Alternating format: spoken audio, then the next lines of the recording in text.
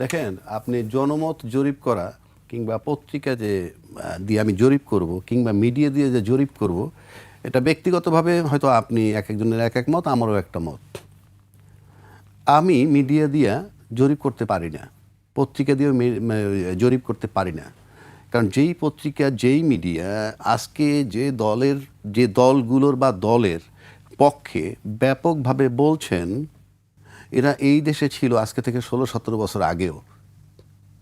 তখন এই যে দলগুলোর ভিতরে ওই যে বিএনপির মতো দল, তারাও যথেষ্ট নির্যাতিত হয়েছে, লক্ষ লক্ষ মিথ্যা মামলা হয়েছে, কিংবা 40 লক্ষ আসামি হয়েছে। জামাতেরও নিবন্ধন বাতিল হয়েছে, জামাতও হয়রানির মধ্যে ছিল, তারা নাকি গুপ্তের মতো বেঁচে ছিল। যাই হোক, কিন্তু এই যে দুইটা দল যারা আজকে প্রথম প্রতিদ্বন্দ্বী, মানে প্রধান প্রতিদ্বন্দ্বী হয়েছে, এই দুইটা দল কি ট্রিটমেন্ট পেয়েছিল গত 16 বছর পত্রিকায়? আজকে তো সেই পত্রিকাগুলা, সেই মিডিয়াগুলা রিভার্স হয়ে গেল। আজকে তো সেই মিডিয়াগুলা তাদের দুইজনকেই কাভারেজ দিচ্ছে। কারে বেশি দেয়, কারে কম দেয়, সেই বিতর্ক আমি পরে আসি, বা আমার আসার দরকার নাই। কিন্তু তারা কি সেই কাভারেজ পাচ্ছিল? পায় নাই তো। বেগম খালেদা জিয়ার মতো একজন নেত্রী, মহিলা, মা, আপনি যাই বলেন, যে সবার কাছে গ্রহণযোগ্য ছিল, মাত্র 2 কোটি না 3 কোটি টাকা একটা অ্যাকাউন্ট থেকে আরেকটা অ্যাকাউন্টে রাখছে। এই হইল অপরাধ। সেই অপরাধে নিম্ন আদালত দিল 5 বছর, উচ্চ আদালত দিল 10 বছর। কোথায় ছিল এই মিডিয়াগুলো? এই মিডিয়াগুলো তখন তো এটাও ছিল যে সালম বড় বড় ব্যাংকগুলো তসরুপ করছে, আবুল বারাকাত জনতা ব্যাংকে তসরুপ করছে, শেয়ার বাজার কেলেঙ্কারি হয়েছে। কে কতটুকু লিখছেন? তারেক রহমান সম্পর্কে কে কতটুকু লিখেছেন? আজকে তো সবাই বিগলিত তারেক রহমানের জন্যে। সেই মিডিয়া, সেই পত্রিকা যারা তখন লিখেনি। কাজেই আমি এগুলাকে তেমন কোনো গুরুত্বই দিই না। আমার কাছে মনে হয় এই যে এরা মানে আপনি কোনো আইডিওলজি নিয়ে নাই। বিষয়টা হচ্ছে আপনি যেদিকে যখন স্রোত, আপনি সেই দিকে থাকবেন। এবং এটা ঠিক যে স্রোতের উল্টা যদি আপনি চলেন, তাহলে আপনার গায়ের সাল বাকলা থাকবে না, আপনি স্রোতে গা ভাসায় দিয়ে সার্ভাইভ করবেন। তো এই কারণে আমি বললাম যে এই আপনি যদি ওইভাবে মিডিয়ার কথা বাদ দিই, আপনার কাছে কি মনে হয়? আমরা শরীফ ভাইয়ের কাছে শুনলাম তিনি বিএনপিকে এগিয়ে রাখছে নির্বাচনে। আপনার কাছে কি মনে হয়? এই পর্যন্ত আপনি নর্মাল কোর্সে যেটা আপনি যদি আমার কাছে তো সামনের যে নির্বাচনটা হবে কালকে বাদে পরশু, হ্যাঁ, সেই নির্বাচনের ফলাফল আমাদের কাছে আসে নাই। সেই নির্বাচনের ফলাফল আসলে আমাদের অতীত যে জরিপ, সেই জরিপটা কিন্তু চেঞ্জ হয়ে যাবে। অতীত যে রেকর্ড, কার কত পার্সেন্ট ভোট, এর এত পার্সেন্ট, এই দলের এত পার্সেন্ট, এর এত বেশি নাই, সেটা কিন্তু চেঞ্জ হয়ে যাবে। এটা গেল এক। 2 নম্বর, আমাদের দেশের ট্রেডিশনালি আমরা দেখছি যে দলটা একবার ক্ষমতায় এসে 200 আসন পায় বা 180 আসন পায়, পরবর্তীকালে যখন গণেশ উল্টে যায়, আবার একটা নির্বাচন হয়, সে তখন 30 আসন পায় উল্টা দিকে। মানে এমন কোনো মানে কমে যাওয়া দেখি নাই যে 180 পেয়েছে গত বছর, এই বছর 150 পাওয়া উচিত বা 140 পাওয়া উচিত, ও 30 হয়ে যায়। সে কারণে বলছি, এখানে বহুদিন ধরে একটা কথা আমাদের প্রচলিত আছে, কারচুপি কিংবা ইঞ্জিনিয়ারিং, এটা প্রচলিত আছে। যেমন এবার কি যুক্ত হয়েছে দেখেন তো, নির্বাচনের 5 আগস্টের পরে এবার কিন্তু শব্দ আসছে একটা, গুপ্ত, সুপ্ত, এই শব্দগুলা আসছে। এর আগে ছিল রাজাকার, স্বাধীনতার পক্ষ। আমরা এক এক সময় এক একটা শব্দ সংযোগ করি। এখন যে জায়গাটা আমি আসতেছি, আমি মনে করি এবারের যে নির্বাচনটা হবে, এবারের নির্বাচনের একটা আগের ঘটনা বলতে হবে আপনাকে। 18 মাস আগে, এবারের নির্বাচনের আগে ঘটছে, ওই জাতিসংঘের রিপোর্ট বলেন, এক্সওয়াইজের যে রিপোর্টই বলেন, 1400 লোক মারা গেছে, 30-40 হাজার আহত হয়েছে। তারপরে দামি দামি লোক পালায়ে গেছেন, খতিব, গভর্নর, বাংলাদেশ ব্যাংকের সব পালায়ে গেছেন, পুলিশ থেকেও লোক পালায়ে গেছেন। তারপর একটা নির্বাচন 18 মাস পরে, মানে ওই যে পালায়ে গেছে, সব প্ল্যাটফর্মগুলো ঠিক হয়ে গেছে 18 মাসে, এটা আমাদের ধারণা, এবং আমরা নির্বাচনে যাচ্ছি। ঠিক আছে, আমরা ফাইনালি নির্বাচনে আসছি। কিন্তু এইরকম ঘটনার পর তো নির্বাচনে এবার প্রথম আসলাম। আর কোনো নির্বাচনের আগে তো সরকার বদল হয়েছে, অন্যান্য সব কিছু ঠিকঠাক ছিল। এখন এইবারের নির্বাচনে কি হবে? 1 নম্বর, আমি বিশ্বাস করি না, শুধু আন্দাজে বললে, আমি ফিল করি যে রাষ্ট্রীয় অর্গানগুলা কোনোটাই ঠিক হয় নাই। কেননা আমরা যে সংস্কারে হাত দিয়েছিলাম, কোনো সংস্কার এখন পর্যন্ত হয়নি। গণভোট পাশ করলে তারপরে ওই যে সংস্কারের প্রস্তাবগুলো, সেগুলো যদি বাস্তবায়ন হওয়া শুরু করবে, তার মানে আমরা আলটিমেটলি নির্বাচন করতে যাচ্ছি সেই পুরনো বন্দোবস্তে। এবং সেটাও কাল্পনিক। পুরনো বন্দোবস্ত বলতে পুরনো সংবিধান তো নাই, সংবিধানটা থেমে গেছে। আমরা সংবিধানবিহীন নির্বাচন করতে যাচ্ছি। এটা আমি সবসময় বলি, আজকেও বলতেছি, আমরা কোনো সংবিধানের অধীনে নির্বাচন করতেছি না। সংবিধানের অধীনে নির্বাচন করলে মানে যেহেতু করতেছি না, নির্বাচনের পর দেখবেন যদি গণভোট পাশ করে এবং গণভোট মোতাবেক সংবিধান সংস্কার আগে না করে, তাহলে পরে এরা উতনাওয়াই ডিফিকাল্ট হবে। সেটা পরের চ্যাপ্টার। এইবার আসেন ভোটের দিকে আসি। এবারের ভোটে যেটা হবে, 5ই আগস্টের পরের জাজমেন্ট সবচেয়ে বড়। অতীতে কে কী করছে আমার জানার দরকার নাই। অতীতে 16 বছর ছিল আওয়ামী লীগ। তরুণ প্রজন্মের যে ভোটারগুলো, সেটা তারা আওয়ামী লীগকে দেখেছে, দেখার পর তাদেরকে অ্যাকসেপ্ট করার মতো কিছু নেই। ইনফ্যাক্ট তারা নির্বাচনে নাই। আর অন্য যে দল, যে তরুণ সমাজের অন্য যে প্রায় 4 কোটি ভোটার, তারা ওর ভিতরে কিন্তু অন্যান্য দলেরও আছে। ধরেন বিএনপির আছে, জামাতেরও কম বেশি আছে। তারা কিন্তু ওই যে তরুণ সমাজের মধ্যে যে দলের সাথে সম্পৃক্ত যেগুলো, তারা কিন্তু তাদের দল ক্ষমতায় দেখে নাই, কিন্তু তাদের যারা পুরনো চাচা, নানা অথবা বড় নেতা, তাদের কাছ থেকে কিন্তু দল সম্পর্কে তারা জানছে, অবগত হয়েছে। আর ওইদিকে জামাত তার সম্পর্কে অবগত হয়েছে। আর যারা অবগত হয় নাই তারা নিউট্রাল বসে আছে। এখন আসেন, তাদের চোখের সামনে যে ঘটনাগুলো ঘটেছে, যে 1400 ছেলে পেলে মারা গেছে, কলেজের ছেলে, একটা কলেজের ছেলে মনে করেন জামাত করে, কিংবা একটা কলেজের ছেলে বিএনপি করে, তাদের চোখের সামনে যখন একটা বন্ধু সহপাঠী মারা গেছে বা তার ভাই মারা গেছে, সে যদি দেখে যে সে যে দলই বিলং করুক, সেই দলটা ওই ফ্যাসিজমের পক্ষ দিকে টানতেছে, সে কিন্তু ওই দলকে আর ভোট দিবে না। বিকজ এই ফিলিংসটা তার ভিতরে কাজ করবে। সুতরাং সেদিক থেকে বিবেচনায় নিলে এই তরুণ 4 কোটি ভোটার একটা বিরাট ফ্যাক্টর। এবং তরুণ 4 কোটি ভোটার যেদিকে ঝুঁকবে, সেদিকেই মনে করেন একটা বিরাট, মানে কি বলে, সেদিকটাই জয়লাভের সম্ভাবনা হবে। আরেকটা ব্যাপার তরুণ সমাজ নিবে এবং আমরাও নিব। নাম্বার 1, চাঁদাবাজ বিরোধী সমাজ চাই। কে চাঁদাবাজ আপনি আমি বলতে পারবো না, কিন্তু যিনি চাঁদা দেন তিনি জানেন কে চাঁদা নেন। অবশ্যই তাকে বয়কট করতে হবে। দুর্নীতিবাজ, বিদেশে টাকা পাচার করেন যারা, কে পাচার করেন তিনি জানেন এবং আমরাও জানি কারা পাচার করে। সুতরাং এবার ভোটাররা সেই জায়গায় সিদ্ধান্ত নেবে বলে আমি মনে করি। এবং ভোটাররা এইটুক বোঝে, যার গায়ে যত গন্ধই থাকুক না কেন, টাকা পাচার করবে না কে, দুর্নীতি করবে না কে। এবং টাকা পাচার, দুর্নীতি, তারপরে যদি মনে করেন যে টাকা পাচার, দুর্নীতি, চাঁদাবাজি, এইগুলা যদি আপনি চিন্তা করেন, তাইলে এগুলার সাথে যারা সম্পৃক্ত তারা কিন্তু বোঝে যে কারা সম্পৃক্ত। এবং ভোটাররা যদি বিবেচনায় নেয়, তাহলে কিন্তু ভোটের হিসাব নিকাশ মিলানো আপনার কঠিন। আর থার্ড বলতেছি, জুলাই চেতনা ধারণকারী ম্যান্ডেটরি। যারা জুলাই চেতনা ধারণ করবেন, এটা তাদেরকে যারা বিশ্বাস, ভোটাররা চিন্তা করবে। এই সব কিন্তু ভোটাররা থিওরিটিক্যালি বলবে। আপনি মাটিকে চিৎকার করেন সারাদিন, কোনো লাভ হবে না, কোনো লাভ হবে না। এবং কারণ এটা ভোটাররা, এই যে জুলাই চেতনা মাত্র 18 মাস আগের ঘটনা, কেউ ভোলে নাই, ভোলার কোনো কারণও নাই। আর চাঁদাবাজি কারা করে তাদেরকে বয়কট করবে, এটা আপনার আমার বলতে হবে না। এইবার আসেন, নারী বিদ্বেষী কথাও আছে। যারা নারী বিদ্বেষী তাদেরকেও মানুষ বয়কট করবে। কিন্তু প্রশ্ন হচ্ছে, ভোটাররা তাদেরকে নারী বিদ্বেষী বিশ্বাস করতে হবে, যে নারী বিদ্বেষী বিশ্বাস করতে হবে, চাঁদাবাজি বিশ্বাস করতে হবে, তারপরে দুর্নীতিবাজ বিশ্বাস করতে হবে, তার উপরে সিদ্ধান্ত নিতে হবে। সেই হিসাবে যদি আপনি ধরেন, তাহলে আপনার এবারের যে ভোট হবে, আবার বলছি, কারচুপি আর ইঞ্জিনিয়ারিং দুইটা টার্ম যদি না থাকে, কঠিন বাস্তবতা মোকাবেলা করতে হবে 2 জোটকে। জি, আপনার কাছে আমি আবারও আসবো। এরপর যে আমি শরীফ ভাইয়ের কাছে আসতে চাই।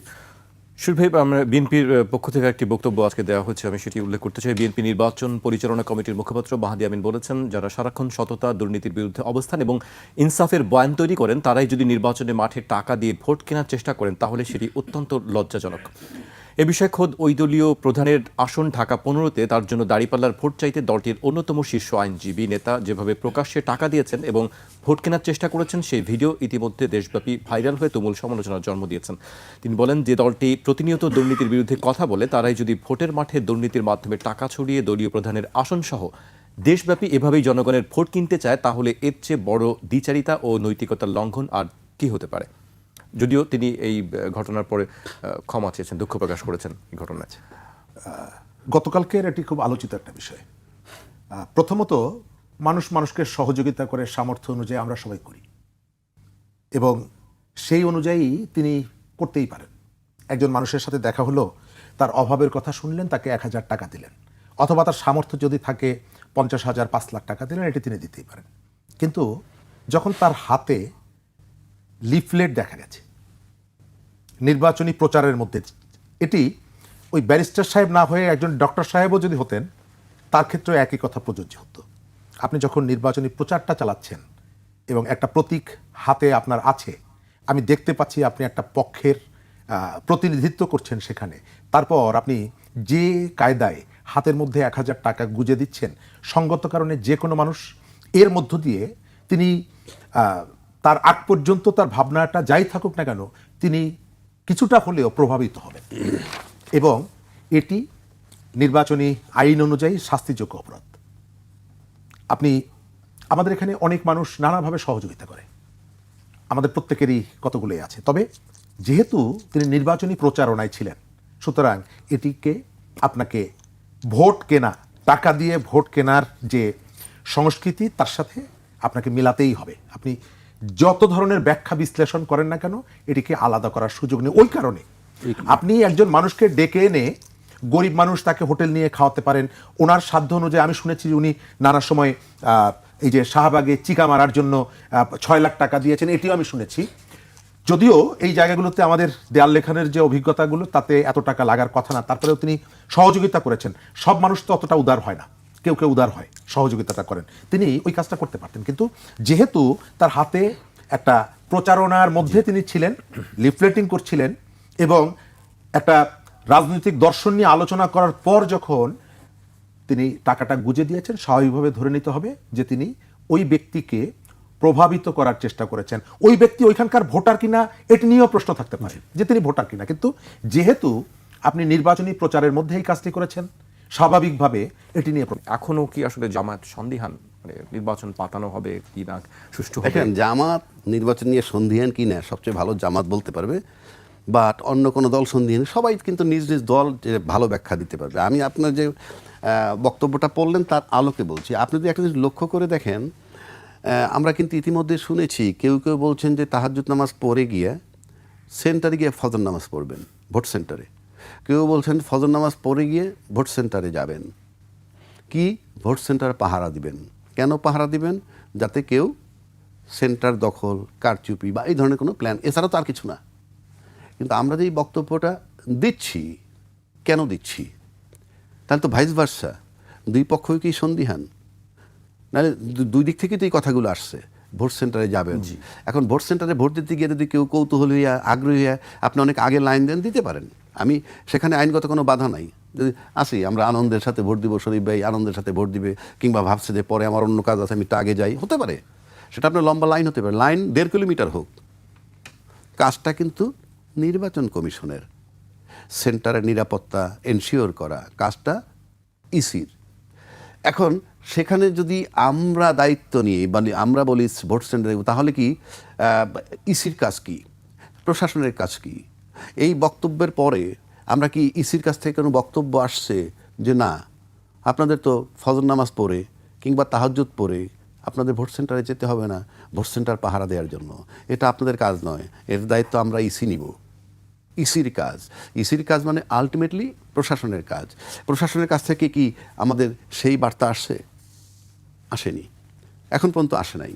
তারপর যদি মনে করেন যে রাজনৈতিক দলগুলোর মধ্যে একে অপরের প্রতি অবিশ্বাস আছে, যে যে ওনারা যাবে, ওনারা কি সেন্টার দখল করবে কিনা, কিংবা এরা যাবে, এরা এই যে দুই পক্ষ পাহারার নামে যাচ্ছে, মুখোমুখি হলে কি হতে পারে? এগুলো তো নৈতিক দায়িত্ব ইসির এনশিওর করা। সে কি করতে পেরেছে? 1, 2, প্রশাসনের উপরে ধরুন প্রশাসন আপনার দিকে ঝুঁকে আছে, যেটা জামাত বলল যে প্রশাসন এক পক্ষের দিকে ঝুঁকে আছে। যদি এমনটা হয়, তাহলে প্রশাসন যদি আপনার দিকে ঝুঁকে থাকে, ফর এক্সাম্পল, তাহলে আমি কি ভাববো? আমাকে সেন্টারে যেতে হবে। আর আমি যদি ভাবি প্রশাসন আপনার দিকে ঝুঁকে আছে, আর আপনি যদি ভাবেন প্রশাসন আমার দিকে ঝুঁকে আছে, তাহলে প্রশাসন নিয়ে প্রশ্ন, তার নিরপেক্ষতা নিয়ে। আপনি প্রশাসন মানে ইসি এই মুহূর্তে, তা ইসিকে নিয়ে যদি আপনার এই সন্দেহ থাকে, তার মানে তো লেভেল প্লেইং ফিল্ড নাই। যখন এক পক্ষ মনে করে প্রশাসন তার পক্ষে, ওই পক্ষ যদি মনে করে প্রশাসন তার পক্ষে, আমার পক্ষে, এইরকম যদি ভাবে, তাহলে তো লেভেল প্লেইং ফিল্ড নাই। তাহলে তো শুরুর থেকেই আপনার একটা সন্দেহ তৈরি হচ্ছে যে সবাই কিন্তু একটি কথা বলছে, সুষ্ঠু ভোট হলে ফলাফল মেনে নেবেন। সবাই তো সুষ্ঠু ভোট হলে, এই যে কথাটা সুষ্ঠু ভোট হলে আসবে কেন? তারা যেহেতু সব পক্ষ নির্বাচনের জন্য উদ্গ্রীব ছিল, তাদের তো এই ফলাফল সুষ্ঠু হলে মানে কি নির্বাচন সুষ্ঠু হবে, ফলাফল মেনে নিব, এটা তো বলছেন না। আপনি সেন্টারও পাহারা দিবেন, এই কাজ তো আপনার না। আবার এমন কথা আছে যে একটা সেন্টারে মব হলে ওই হলে আসনের- ওই আসনটাই বাতিল হবে, আসনের নির্বাচনটা স্থগিত স্থগিত হবে। হবে। তাহলে আপনি ভাবেন 300 আসনের মধ্যে এক একটা সেন্টারে 120টার উপরে সেন্টার থাকবে অ্যাভারেজ, 40-42 হাজার সেন্টারে। তাহলে যদি একটা সেন্টারে মব হয়, এরকম 300 সেন্টারে মব হলে তো নির্বাচন বাতিল হয়ে যায়।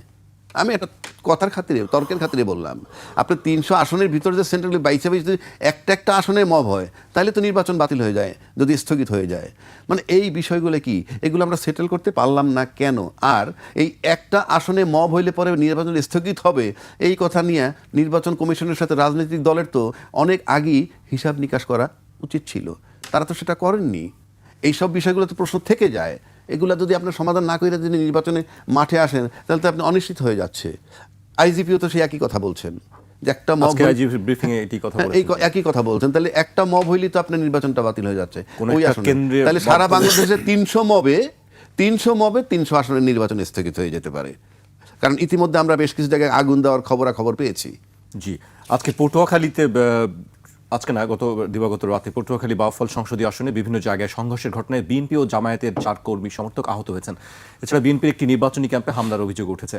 পটুয়াখালীর 10 মিনা উপজেলার আলীপুর ইউনিয়নের 5 নম্বর ওয়ার্ডে গণ অধিকার পরিষদের সভাপতি ও ডাকসুর সাবেক ভিপি নুরুল হক নূরের নির্বাচনী অফিসে প্রচারণার শেষ দিন আগুন দেওয়া হয়েছে। নির্বাচনকে কেন্দ্র করে দেশের বিভিন্ন স্থানে বিক্ষিপ্ত রাজনৈতিক সংঘাত ও প্রাণহানির ঘটনায় গভীর উদ্বেগ প্রকাশ করেছে জাতীয় মানবাধিকার কমিশন। তো প্রত্যেকটা ঘটনাই তো নেতিবাচক, একটাও তো ইতিবাচক ঘটনা নয়। তো এই নেতিবাচক ঘটনা যদি ঘটতে থাকে, তো আমরা তো সন্দিহান হইতে পারি, স্বাভাবিক। কিন্তু আমরা তো সেটা প্রত্যাশা করি না। কিন্তু এটি কেন যে একটি জায়গায় গ্যাঞ্জাম হলে পুরো আসনের ভোট আরে ভাই, স্থগিত? আইনটা তো মেনে নিয়েছেন আপনি, তখন মানলেন কেন? কথার কথা বলছি। এটা একটা ভালো দিকও আছে।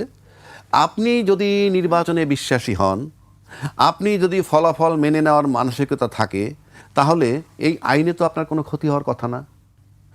মব হবে কেন? যাবেন, প্রশ্ন তো ভোট দিবেন, সেটি, চলে যে মব আসবেন। কেন হবে? ভোট দিবেন, চলে আসবেন, এই কনফিডেন্স থাকতে হবে। এবং ল্যাক অফ কনফিডেন্স যদি থাকে এবং পাওয়ারের জন্য যদি মরিয়া হয়, তখনই মারামারি হবে, তখনই আপনার এই মব হবে। ডিটারমাইন্ড কি, আমাকে পাওয়ারে যেতে হবে, এটা যারা করবেন, যে দলই করুক, তাহলে মারামারি হবে। তা নাহলে আপনি ফলাফল মেনে এই মানসিকতা যদি থাকে, তাহলে তো আপনি ভোট দিতে যাবেন, ভোট দিয়ে চলে আসবেন। 2 দিন পরে ফলাফল হোক, 3 দিন পরে ফলাফল হোক, 6 ঘন্টা পরে ফলাফল হোক, হয়ে যাবে। তার মানে কি, আমাদের তো সেই জায়গাটা আমরা নাই। আমি তো মনে করি এই আইনটা যদি করে থাকে, রাজনীতিবিদরা বিরোধ করেন নাই, ভালো কথা। আর মব হবে কেন? পরিষ্কার, মব যদি হয় তাহলে 2 দল সাফার করবে, 2 দল সাফার করবে, এটা মাথায় রাখতে হবে যে 2 দল সাফার করবে, মানে নির্বাচনটা স্থগিত হয়ে যাবে। সুতরাং আমার কাছে মনে হয় আইনে কিছু আসে যায় না। আপনি যদি আইন মানেন বা আইনের প্রতি শ্রদ্ধা রাখেন, আপনার ইন্টেনশন যদি খারাপ থাকে, আইন দিয়ে কিচ্ছু হবে না। আপনি আইন না মানলেই মব, আর মব হইলে বন্ধ হয়ে যাবে। আমার তো মনে হয় যে আমি যে লক্ষণ দেখতেছি, তাতে এখন পর্যন্ত শুভ কিছু দেখছি না। কারণ এই যে আগুন দিল, এই অমুক জায়গায় জ্বালাই দিল, ওই জায়গায় বাধাপ্রাপ্ত, এই যে এই ঘটনাগুলো, আশঙ্কার কথাটা কিন্তু প্রধান উপদেষ্টা একবার বলেছিলেন যে হঠাৎ আক্রমণের আশঙ্কা, নির্বাচন বানচালের চেষ্টা। আমার স্পষ্ট মনে আছে এখন প্রধান উপদেষ্টা বলতে পারেন, কিংবা যারা বড় বড় রাজনৈতিক নেতা আছেন, তারা তো ফার্স্ট হ্যান্ড ইনফরমেশন তাদের কাছে থাকে, তারা খুব ইন্টেলিজেন্স রিপোর্টের খুব কাছাকাছি থাকেন। আমরা তো তাদের বক্তব্যের আলোকে বক্তব্য দিচ্ছি। সুতরাং আমি মনে করি আইন খুব একটা ত্রুটি করে নাই। If your intention is good, vote হবে, জাস্ট ভোটটা দিয়ে বেরিয়ে যাবেন। ওখানে কোনো গ্যাদারিং এর কোনো সুযোগই তো নাই। আপনি লাইন ধরে ভোট দিবেন, ভোট দিয়ে চলে আসবেন। কিন্তু ভোটের আগেই আমরা দেখলাম নেত্রকোনার সদর ও পূর্বধলা উপজেলায় একাধিক ভোট কেন্দ্রের বুথ কক্ষে আগুন দেওয়া হয়েছে। সোমবার দিবাগত রাতে দুর্বৃত্তরা এসব কেন্দ্রের বুথে আগুন দেয়, সেটি একটি খবরে বলা হচ্ছে, আমরা আপনি বলেন ছবিতেও এই দেখেছি। দুর্বৃত্তরা কারা? আমরা তো চিনি না। বাট দুর্বৃত্তরা কারা? কোনো ইন্ডিভিজুয়াল যার কোনো দলের সাথে সম্পৃক্ততা নাই, যে কোনো গোষ্ঠীর না, কিংবা সে কোনো ইন্টেলিজেন্স সেক্টরের লোক না, কিংবা কোনো পুলিশের লোক না, এই ধরনের লোক ছাড়া, মানে আমি বলছি বিশেষ করে রাজনৈতিক দল যদি আপনি ধরেন, একটা ইন্ডিভিজুয়াল তো এই প্ল্যান করবে না। এই প্ল্যানগুলো হলো রাজনীতি যারা করে তাদের ভিতর থেকে আসে, যাদের ভিতর ডাউট থাকে, সন্দেহ থাকে, তাহলে আপনি আসবেন। কিংবা নির্বাচনটা যারা বানচাল করতে চায়, কারা করতে চায়, নির্বাচন হইলে জয়লাভ করবে কারা, নির্বাচন না হইলে জয়লাভ করবে কারা, এটা তো অ্যাসাইন নিশ্চিত কিছু না। যদি আপনার কনফিডেন্স থাকে আমি ভোটে জিতবো, তাহলে মানে 2 পক্ষেরই কি কনফিডেন্সের অভাব আছে? জি, এই জায়গায় আমি আপনার কাছে আবার আসবো। আমি শরীফের কাছে আসতে চাই। একটি প্রশ্ন তুলেছেন রাজকীয়, যে 2 পক্ষেরই কি কনফিডেন্সের অভাব আছে, নাকি আসলে 2 পক্ষই ওভার কনফিডেন্সের জায়গা আছে যে আমরাই সরকার গঠন করব, আমরাই জয়ী হব? বা এই যে সহিংসতাগুলো আগে ভোটের আগে বিভিন্ন ভোট কেন্দ্রে আগুন দেওয়ার ঘটনা দেখলাম, দুই পক্ষের মারামারি দেখলাম, আপনি আসলে কিভাবে দেখছেন বিষয়গুলি?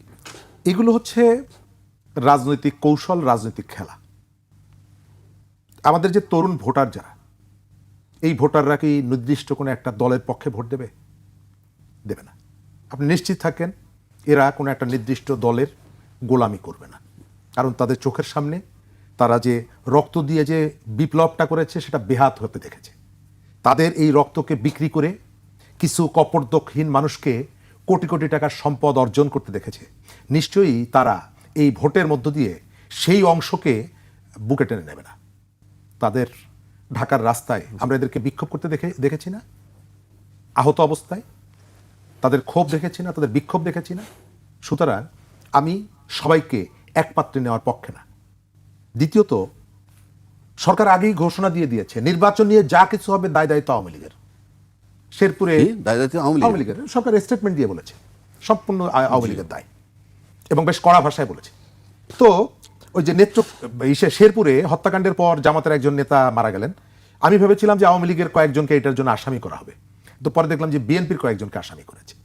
তো একটা সরকার যখন এই সিদ্ধান্ত নিয়ে রাখে, তখন কখনো ওই পক্ষ কখনো তৃতীয় পক্ষ এর ভিতরে ঢুকে নানা রকমের একটা পরিস্থিতি তৈরি করার চেষ্টা করে। সুতরাং এই জায়গাটায় সরকারকেই বলতে হবে যে কারা এই ঘটনাটি ঘটিয়েছে। যেহেতু আমাদের স্বরাষ্ট্র উপদেষ্টা আগেই বলেছিলেন যে লুণ্ঠিত অস্ত্র ব্যবহার করা হবে না, ওনাকে তারা কথা দিয়েছেন।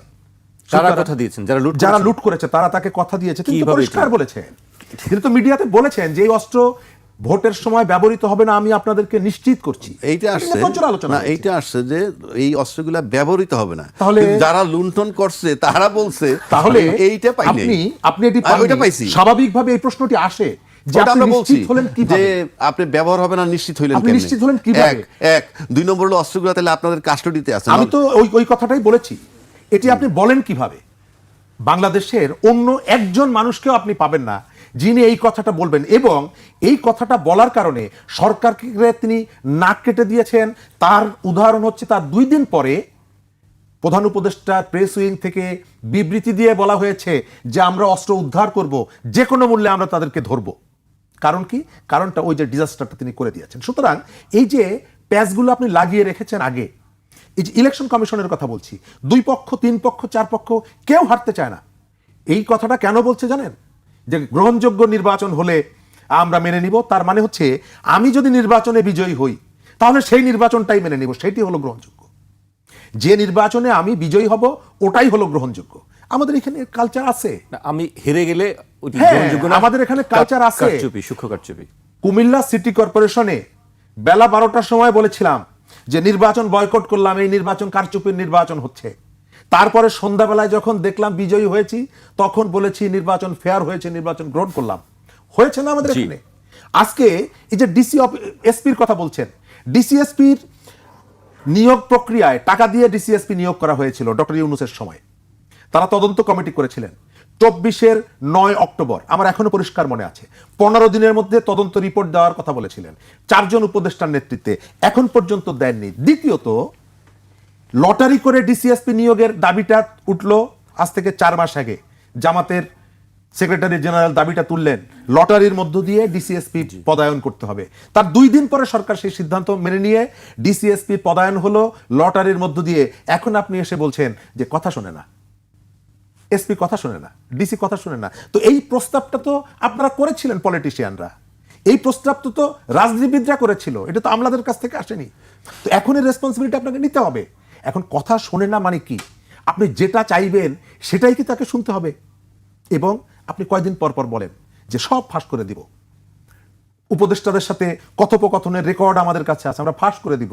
হঠাৎ করে এটা করতে করতে যে আপনার এক্স হ্যাক হয়ে গেছে, তারপরে যে এটি নিয়ে এখন আর কোনো কথা বলছেন না, চুপ হয়ে গেছেন, রহস্যজনক আচরণ। তো আমি যেটা বলি, এই যে বড় দুটো দল এবং জোট বলেন, জল বলেন, যাই বলেন না কেন, তাদের প্রতি তাদের রেসপন্সিবিলিটি সব থেকে বেশি।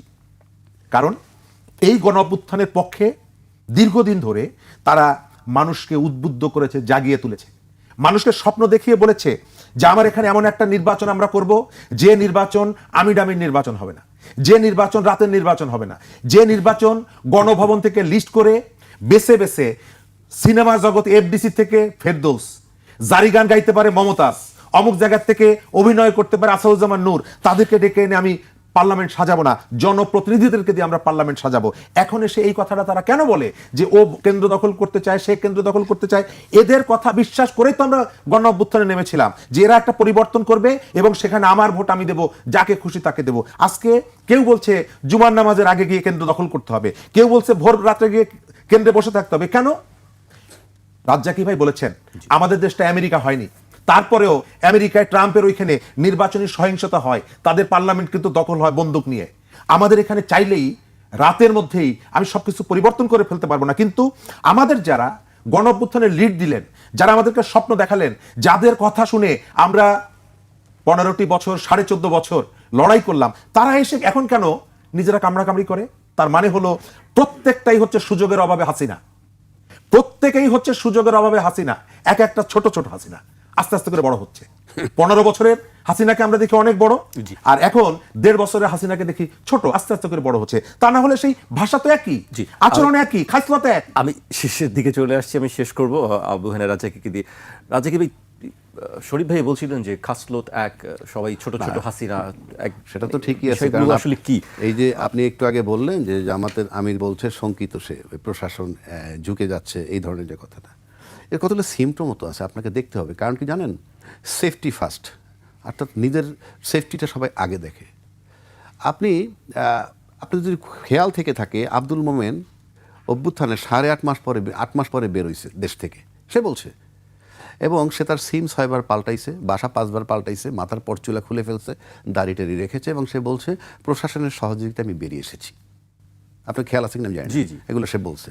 তো প্রশাসনের সহযোগিতা বেরিয়ে আসা মানে হচ্ছে এই যে একটা সরকার এই দেশে, এটা সরকারের ব্যর্থতাই বলবো, যে একটা সরকার থাকা অবস্থায় তার অধস্থন যে প্রশাসন, সেই প্রশাসন ফেসিজমের পক্ষের একজন আব্দুল মোমেনকে 8.5 মাস পরে দেশ থেকে বের করতে সহযোগিতা করে। তার মানে প্রশাসন এখনো ফ্যাসিজমের পক্ষে আছে, এবং প্রশাসন দেখবে কে ক্ষমতায় আসলে পরে তারা সেফ থাকে। অর্থাৎ তাদের আমলনামাটা তো আমরা কিন্তু জানি। যেমন ভাই বললেন, এই এনসিপির কিছু ছেলে পেলে যাদের দুর্নীতিবাজ, যেটা বিরাট আলোচনা হয়েছে, সবাই টাকা ইনকাম করছে, কোনো সন্দেহ নাই, কামাইছে। এখন শব্দটা তো এরকম না যে ওরা আসার পরেই বাংলাদেশের শব্দগুলো নতুন হয়েছে, টাকা কামানো, এগুলোর বয়স 54 বছর, ওরা পরে এসে অ্যাড হয়েছে। 1 2 নম্বর, এরা আমাদের সন্তান, আমাদের নাতি, মঙ্গল গ্রহের সন্তান না, এদের সিলসিলা তো আমাদের। সুতরাং আপনি তার দুর্নীতি নিয়ে আসতেছি, তার আয় নিয়ে কথা বলছি, এবং এই মিডিয়ায় আমরা ইন্টারভিউ নিয়েছি, তাকে জিজ্ঞেস করছি তোমার সোর্স অফ ইনকাম কি। কেউ কেউ বলছে আমরা একটা নতুন কাপড়ও পরতে পারবো না। সেটা এনসিপিরে যেভাবে আমরা জিজ্ঞেস করতে পেরেছি, আপনি বাংলাদেশে আর কোনো দল, প্রতিষ্ঠিত দলের কাউকে 3য় 4র্থ 5ম গ্রেডের কোনো নেতাকে এনেও জিজ্ঞেস করতে পারেন নাই, পারবেনও না। কেন বলছি যে পারেন নাই? ওদেরকে সহজে জিজ্ঞেস করতে পারছেন সোর্স অফ ইনকাম ইত্যাদি। এখন কেন বললাম, তাহলে এই প্রশাসন কি ইসির অধীনস্থ, প্রশাসনটাই নির্বাচনটাকে আলটিমেটলি কন্ডাক্ট করে। তো প্রশাসন যখন আব্দুল মোমেনরে 8 মাস যাবৎ সহযোগী করে বের করে দিছে, আরও যারা আছে তারা এখন পর্যন্ত ছত্রছায়া আছে, প্রশাসন নলেজে আছে, কিংবা বের হয়ে থাকলে তারা সহযোগিতা করে বের করে দিছে। সুতরাং প্রশাসন চিন্তা করবে তার সেফটি কোন দল ক্ষমতায় আসলে। সুতরাং সেখানে কিছু, যদি ইঞ্জিনিয়ারিং শব্দ টার্মটা ব্যবহৃত হয়, তাহলে যদি ইঞ্জিনিয়ারিং হয়, আমি বলছি না হবে, তাহলে ইঞ্জিনিয়ারিংটা সেই লেভেলেই হবে যিনি ক্ষমতা আসলে অন্তত তারা সেফ থাকবেন, তাদের উপরে কোনো দুর্নীতির ব্যাপার কিংবা টাকা পাচারের ব্যাপার কিংবা চাঁদাবাজির ব্যাপারগুলো এটা নিয়ে মাথা ঘামাবেন না। এগুলো নিয়ে যদি মাথা ঘামান, তাইলে পরে সিনারি অন্যরকম হইতো। তাইলে মোমেন্ট 8 মাস পর দেশ থেকে বের হইতে পারতো না। যেহেতু মোমেন্টকে সহযোগিতা করতেছে, ফেসিজমের পক্ষের শক্তি সহযোগিতা করতেছে, সুতরাং তাদেরকেই তারা ক্ষমতায় আনতে চাইবে যাদের মন মানসিকতা তাদের মতো কিংবা ফেসিজমের কাছাকাছি। জি, আরেকটি তথ্য আমি উল্লেখ করতে চাই। সারা দেশে ভোট কেন্দ্র 42,779টি, এর মধ্যে প্রায় 8,770টি কেন্দ্র ঝুঁকিপূর্ণ। এছাড়া 16,000 কেন্দ্রকে মধ্যম ঝুঁকিপূর্ণ হিসেবে চিহ্নিত করা হয়েছে। এটি আইজিপি আজকে ব্রিফিংয়ে বলেছেন যে 42,000-এর মধ্যে 24,000 ভোট কেন্দ্র ঝুঁকিপূর্ণ। 8,000 হলো অনেক ঝুঁকিপূর্ণ, 16,000 হলো মোটামুটি ঝুঁকিপূর্ণ। এই যে বক্তব্য দেওয়ার পর 16,000 সেন্টারের নাম কিন্তু আমাদের কাছে আসে নাই, কথার কথা বলছি। জানা সত্ত্বেও যদি এই 16,000 আর 24,000, ধরেন অর্ধেক অলমোস্ট, এই সেন্টারগুলোর নিরাপত্তা যদি আপনারা না দিতে পারেন, আপনার এই ফলাফল ঘোষণা করার আপনার লাভটা কি? আপনার এইগুলা ঘোষণা করার লাভ কি? আপনি জানতেছেন যে এটা ঝুঁকিপূর্ণ, তারপরে প্রোটেক্ট, বরং এইগুলিতে আর হবে না। যদিও বলা হয়েছে যে ব্যবস্থা নেওয়া হয়েছে। হ্যাঁ, সুতরাং আমরা দেখতে চাই যে আমাদের কাছে তালিকা নাই, তালিকাটা থাকলে ভালো হইতো। আমরা ইলেকশনের দিন মিলাইতাম বা ইলেকশনের পরের দিন মিলাইতাম, যেগুলোকে ঝুঁকিপূর্ণ করছে সেগুলো ঝুঁকিমুক্ত ছিল। আর যদি ঝুঁকিমুক্ত তারপরে না হয়, ঝুঁকিপূর্ণই থেকে যায়, তাহলে হয় প্রশাসনিক ব্যর্থতা আর নয়তো ইন্টেনশনালি হয় নাই। আর যদি ব্যর্থতা